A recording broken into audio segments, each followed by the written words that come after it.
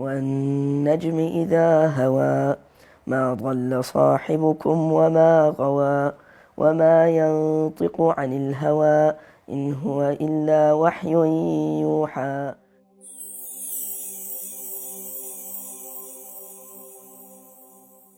Assalamu alaikum wa rahmatullahi wa barakatuh. My name is Yusuf and I'm 13 years old.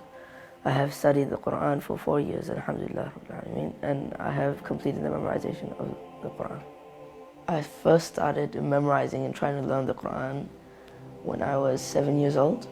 I had no idea how to read or how to even alif ba ta tha. I didn't know anything, and that's when I first met Shaykh al-Karim.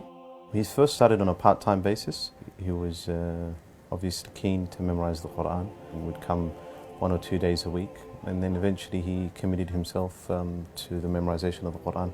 And then I decided to step it up a little and start taking the full-time classes at Dar ibn Abbas.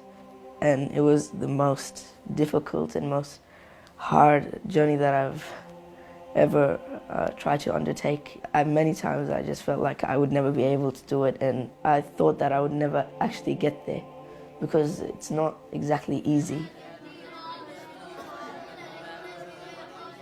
And every night I would be like in dua, like asking Allah subhanahu wa ta'ala that I can memorize the Qur'an, But alhamdulillah, like due to Allah's mercy, last year, alhamdulillah, I finished the Qur'an. My name is Ismail Satuhi. I'm 14 years old. I memorized the Qur'an when I was 10, and it took me 1 year and a half.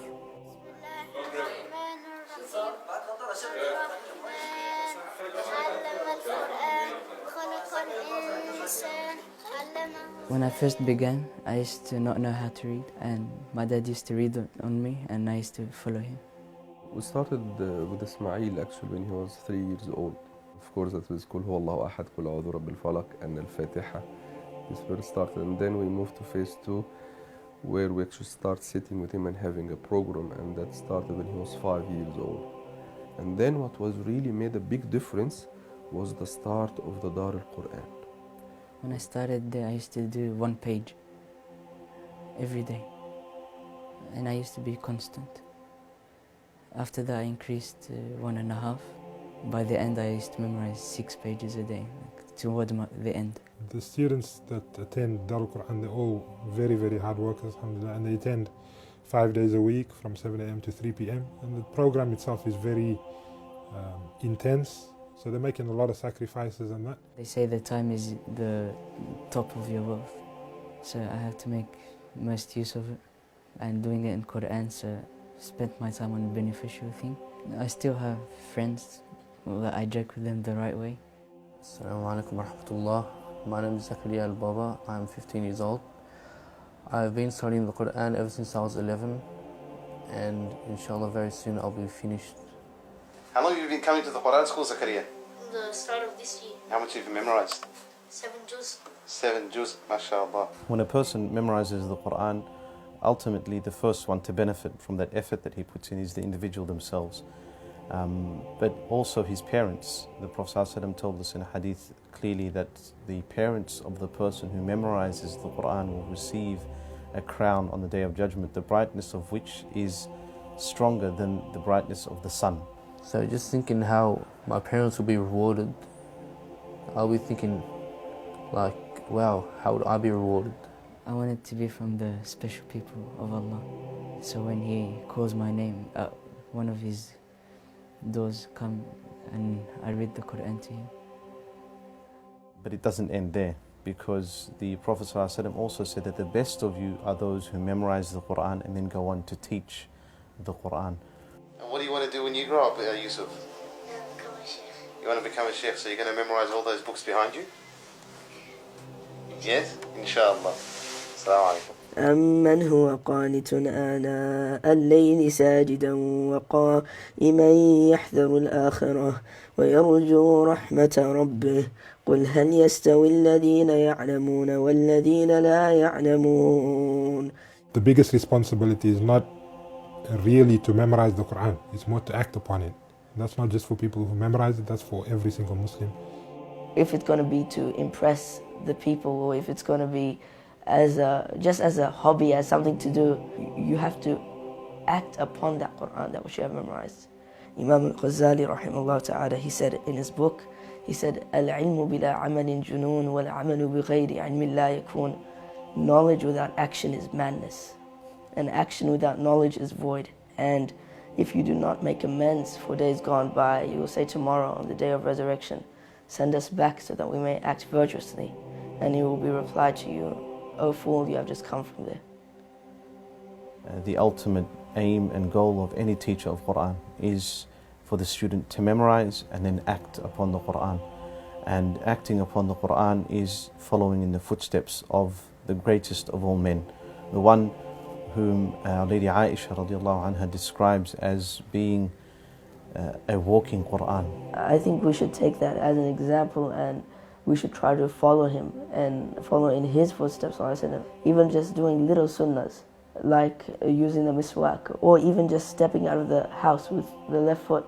Any sunnah I knew that he done or said, I implemented it, or tried my best to implement it. And to me, he was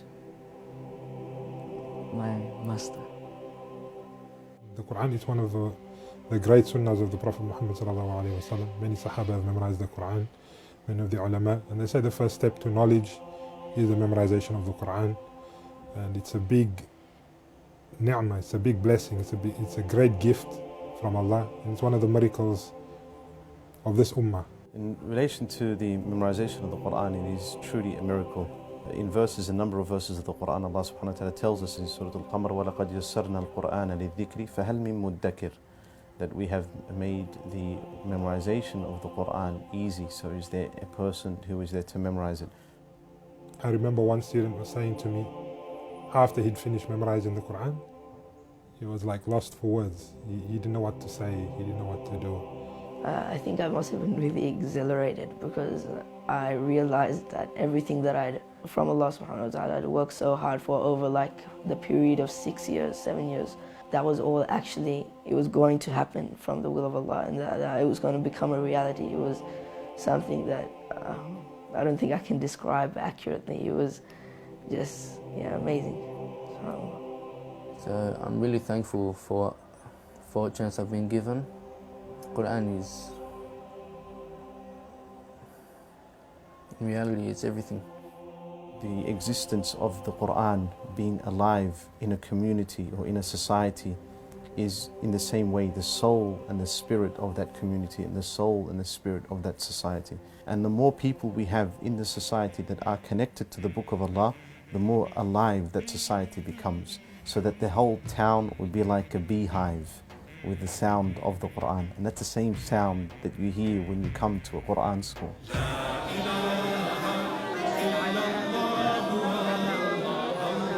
No matter where you go in the world, whether it be in China, whether it be in Africa, whether it be in Asia or in the Middle East, no matter where you go in the world, it is one Qur'an, it is one Mus'haf.